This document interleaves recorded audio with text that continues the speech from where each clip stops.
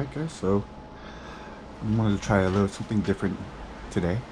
So it's been a little while since I had my SCX24, the Jeep Wrangler, sorry, Rubicon. This is actually the car that started all of my crawling. When these things came out a year and a half, 2 years ago. I believe I saw this thing on the RC Sailors channel. How Abby was just driving it around in her living room, and I was like, oh shit, the thing looks fun. So I went and got myself one. Last time I drove this out in the backyard crawler course, it did relatively well, better than I expected, but unfortunately I burned out the motor. And after doing a lot of reviewing videos online, I found out, I probably had these torqued on too tight. It was definitely very kind of rubbing a lot, so giving the motor a lot more, having the motor actually have to perform a lot more, getting it hot quicker. So got one of those Dynaflight replacement motors very easily. I think they're $8, and just did a quick motor swap. So back and ready to go. Loosened these bolts up, so I made sure everything is good to go. They're not as tight as it was before.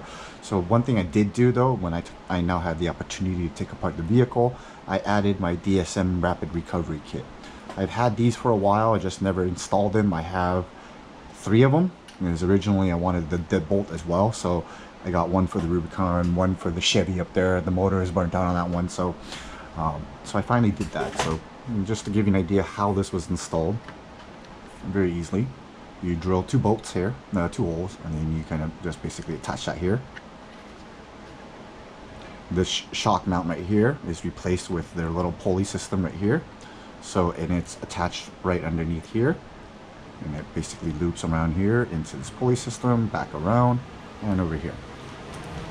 So it's got that bungee kit.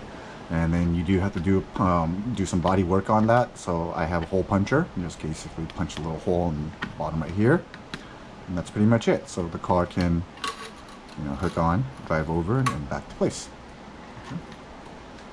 This car is still relatively stock. Motor, ESC, shocks are stock. What I did do is I got the knuckles, and I did extenders on these cars. So there are brass knuckles and brass extenders. I haven't even done nothing else has been changed.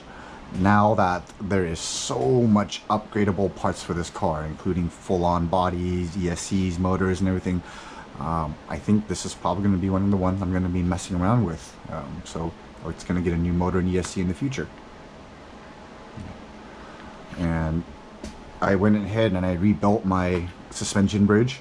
I had this in a different format when I was first playing with this particular car. It was very similar to this, but it just had 2 rope bridges, and you basically drive over the tightrope.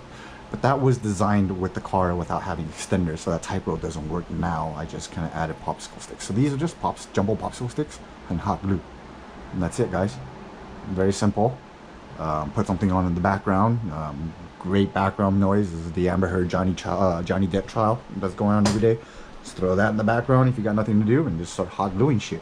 And that trial is pretty entertaining. So you don't have to watch the people on there. Just listen and have a good laugh, and build something constructive. There's that spray foam that everybody's using these days, but this is just a bridge. Very simple, decent bridge that you can drive over. Okay, that's pretty much it for now. I'll catch you all on the next one. Okay guys, so here we go. Just a quick little drive video on the bridge.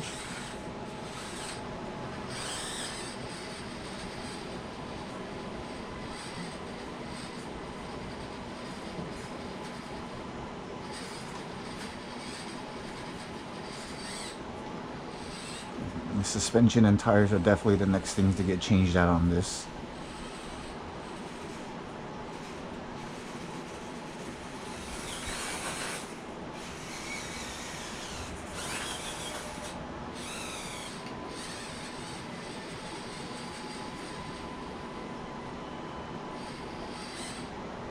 Seems like that side's easier.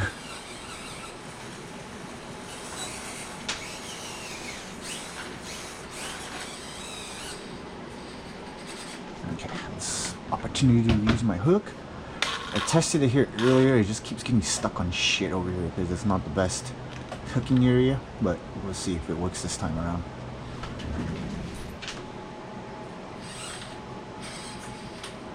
Oh, there we go. It did snap back. Cool. Okay. Yeah, so I'm definitely going to be working on a course. I have a lot of areas to build, indoor courses, so I'll be working on that as well while I continue to work on my large outdoor backyard course as well. Alright guys, so hope you enjoyed this one, and I'll catch you guys all in the next one.